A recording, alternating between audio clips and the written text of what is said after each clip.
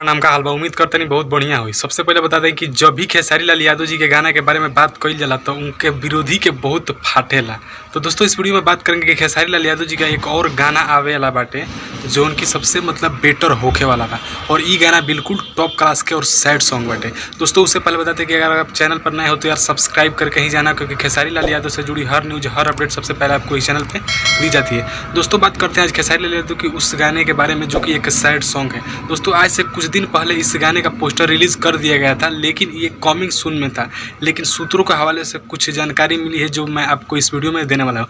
दोस्तों बता दें कि जिस गाने का टाइटल रखा गया था लागेलू जहर, वो 1 जुलाई को रिलीज़ किया जाएगा, यानी कि 1 जुलाई को ये गाना रिलीज होगा और इस गाने का टाइटल रखा गया है कि लागेलू जहर। तो इस हिसाब से ये गाना सैड सॉन्ग ही है। तो बस इस वीडियो में इतना ही बताने वाला था। मिलते हैं एक खास वीडियो में किसी खास अपडेट के साथ, तब तक के लिए जय हिंद, वंदे मातरम।